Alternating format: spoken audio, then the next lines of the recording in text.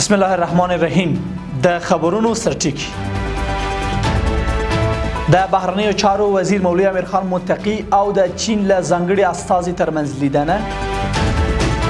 د افغان ځواکونو لخوا د فرضي کرښې په اردو کې د پاکستاني ملیشو پر پوسټ باندې بریدونه او د پاکستان د ونډو په بازار کې د پراخه پلور له امله د راکړه ورکړې ځنډېدل.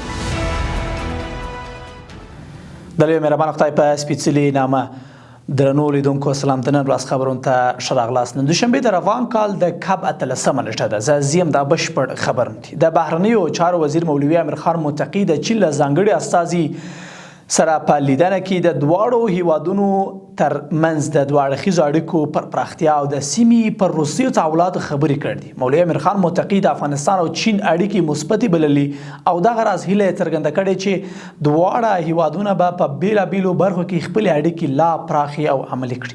دغه راز نوموړي له پاکستان سره وروستیو شخړو ته په اشاره ویلي چې موږ د شخړو پر ځای د ستونزو سوله ییز حل ته لومړیتوب ورکوو، خو د خپل هیواد او خلکو دفاع خپل حق بولو.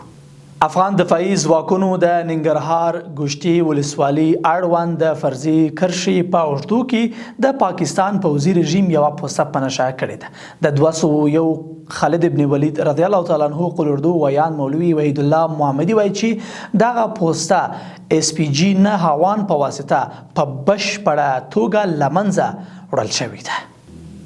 د خبرونو دوام. د ایران د خبرګانو شورا غړو په یوې ځانګړې ناسته کې سید علي خامنه‌ای دویم زوی سید مجتبی خامنه‌ای د ایران د نوي مشر په توګه ټاکلی دی. د ایران تسنیم خبري اژانس راپور ورکړی چې د یادې شورا غړو په حضوري غونډه کې سید مجتبی خامنه‌ای د رایو په اکثریت سره د ایران د نوي مذهبي مشر په توګه ټاکلی دی. د یادونې وړ ده چې د خبرګانو شورا د ایران د اساسي قانون له مخې هغه اداره ده چې د هیواد د مذهبي مشر د ټاکلو صلاحیت لري او د مهمو سیاسي بدلونو پر مهال ځانګړي ناستې ترسره کوي.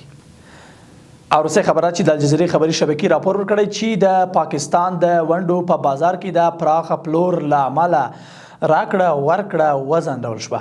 د لومړنیو معلوماتو پر اساس د پاکستان د ونډو بازار له ناوړه حالت سره مخ دی او د دې بازار بنسټیز شاخص نظر واحده راولېدلی دی. د یادونې وړ ده چې پاکستاني پانګوال پاکستان کې د روان ناوړه اقتصادي سیاسي او امنیتي وضعیت له امله اندېښمن دي او خپلې ونډې پلوري.